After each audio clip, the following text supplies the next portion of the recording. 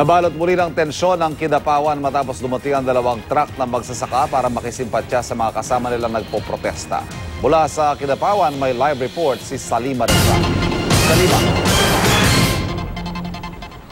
Ivan, nandito tayo ngayon sa Kidapawan National Highway. Ito mismo yung lugar kung saan nga nagbarikada yung mga nagpoprotestang magsasaka at dito rin nangyari yung marahas sa dispersal noong isang linggo. Dito sa aking kaliwa makikita ninyo, ito yung mga bagong dating na mga magsasaka at nakikisimpatya sa kanila.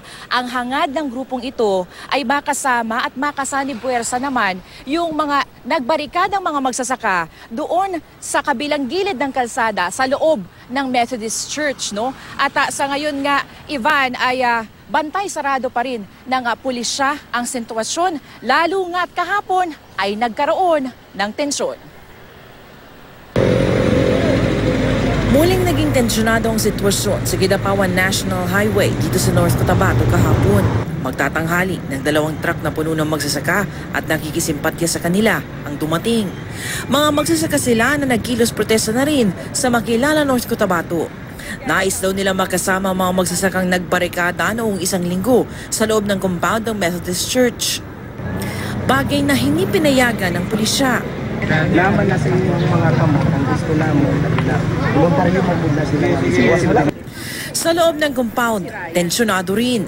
Ang mga manubo sinundo ng kanilang dato at mga opisyal ng barangay. Di agad pinalabas sa mga katutubong magsasaka hanggat hindi pumipirma ng waiver ang mga sumundo sa kanila. Pagtitiyak naman ng mga barangay officials. Ang sabi nila hindi daw sila pawiin. Doon, yun laman namin, sinundo namin sila. Pero sa aming bayan, doon sa Rakan, mayroon man bigas doon.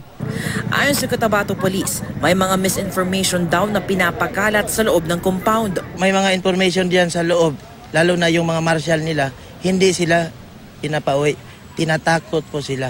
So, in-encourage natin yung nasa loob, kung may reklamo sila doon sa mga marshal nila, sumangguni po sa ating kapulisan, pwede natin silang pailan ng illegal detention po. Kawawa nga yung mga kababayan natin, parang ginagamit lang sila.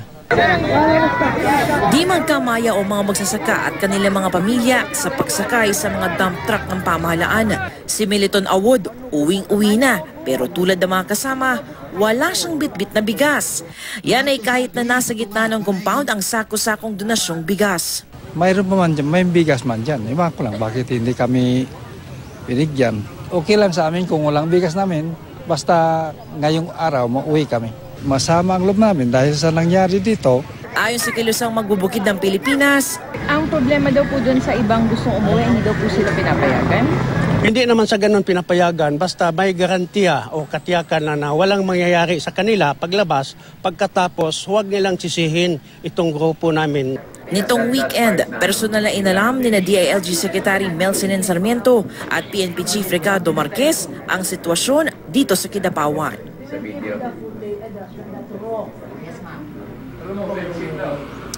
Ivan, dito na nga sa tabing kalsada nagpalipas ng gabi itong mga bagong dating na mga magsasaka at mga nakikisimpatya sa kanila. Samantala, mamayang tanghali ay magkakaroon naman ng peace rally sa Kapitolyo ng North Cotabato. Ito ay pagpapakita naman ng suporta doon sa PNP at sa mga LGU ng North Cotabato para daw sa kanilang naging aksyon sa dispersal noong isang linggo. Yan ang latest mula nga dito sa Kidapawan City. Ivan?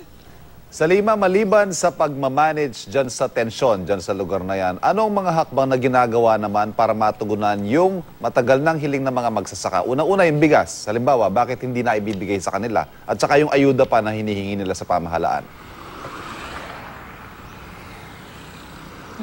Iba nang sabi sa atin ni Governor Lala Talino Mendoza ay nandoon na raw sa mga barangay yung bigas na hinihingi ng mga magsasakang ito. No? At sinasabi din ni Governor Mendoza na nagkaroon nga raw ng kumbaga paglilin lang. Sinabihan daw itong mga magsasaka na bumaba dito sa Kidapawan City at makisali sa rally dahil magbibigay daw ng isang sako ng bigas. Yan naman ay Kaya nakausap natin yung ilang magsasaka at ang sabi nga sa kanila, ang nabalitaan daw nila, meron nga raw magbibigay ng bigas. Pero sabi naman nung ibang mga organizers at mga nagpoprotesta, kusa daw silang nagpunta dito para nga raw iprotesta yung nangyayari na kulang nga raw yung natatanggap nila na bigas. Gayunman, Ivano, nananatili pa rin yung problema. Talagang mahirap yung sitwasyon dito, matindi ang tagtuyot, marami ang nagugutom at kulang talaga yung natatanggap nila